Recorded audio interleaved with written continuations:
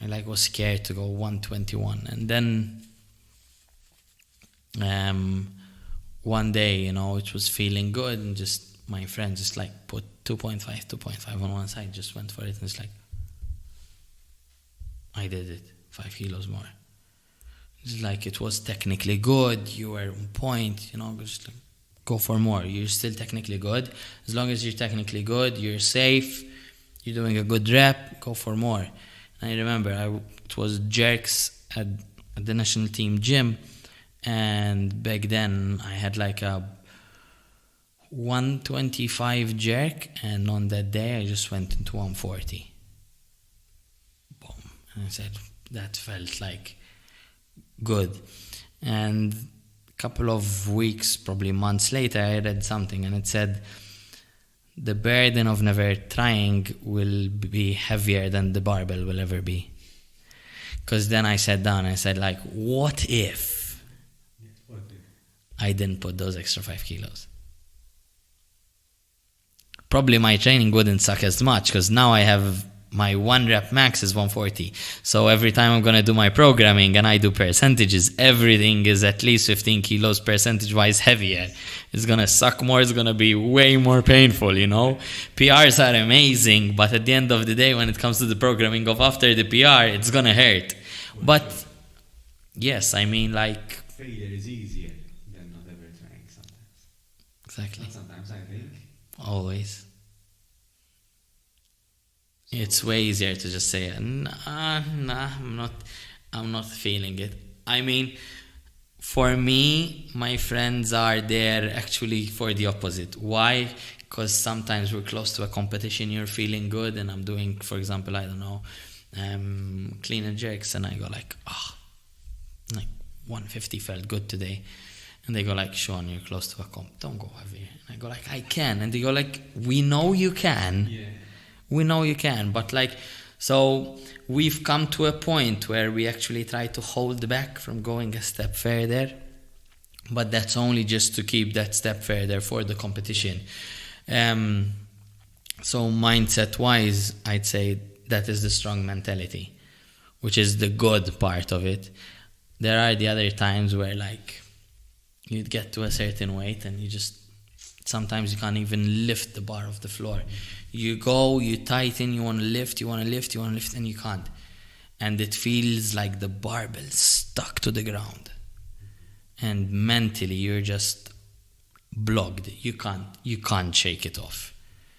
You can't. And you try to go down in weight, go back up again, and still sometimes, and I see it when I coach, some people have this mental blocks when they know if their maximum is 60, for example, and you say you have 61, they're gonna fail it.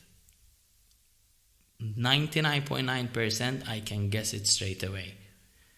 So sometimes, to prove to them that they're like stronger than they think, I play with their weights. I fluctuate their lifts. So I put them like 5 kilos up, 3 kilos down, 5 kilos up, 3 kilos down, to get them to the point where they don't know how much I'm placing on the bar. They just have to go there, do their good lift, technically good, and that's it. And then when they start, like, they get to a certain point, I go like, you know what, that's it for today. And they go, okay. And I make them write everything on a diary. I'm a bit old school. Yeah. I make them get a diary, and they write everything they done for the day. And it's their own programming. And they go like, oh, so what did I do? And I go like, oh, you did like 55 double, 60 double, 65 double, 70 single. I did 70 single.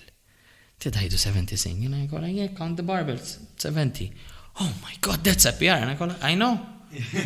I know. I'm like your coach. I know what's your PR.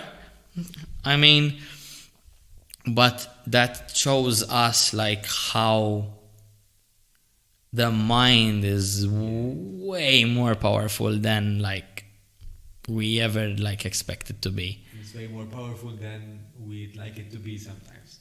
Exactly. It happened to me once in a competition where I did 100 kilo snatch in the warm-up area, and I had to go out for 103. And I went all out for it, and the 103 felt heavy. I did it. I managed to do the lift. I got a good lift. And I felt heavy. And I remember the coach came up to me. He goes like, oh, what is wrong with you? Like, you smashed your 100 inside. This 103, like, literally almost killed you. Like it destroyed you. Where was all that power? And then one of the referees came up and he goes like, listen, we need to talk to you. And he went outside and he came back. As soon as he came back, he just like hit me in my shoulder. And he goes like, you did 108. Good. Next lift. I go like, what? He goes like, oh, they just made a bit of a mistake. They put an extra 2.5 and 2.5 on each side. So you did an extra 5 kilos on that. And I was like, I was so still in shock that my second lift was 111 and I missed it. Because I was still overthinking my previous lift. And then I managed to do the third lift, 111. But on the day, like, I had never even jumped more than 4 or 5 kilos between one lift and the other above 90. But on a comp day, close to my 1 rep max, I did an 8 kilo jump. I would never manage to do that like in a normal training session. But why? My mind thought that was 103, pushed it through and managed. I mean, will it would have happened if it was 123? Probably not. But still, there's a gap between what your mind is thinking when you can manage to switch off. And certain times, I think when I see, like we were discussing before about, what's his name? David Goggins.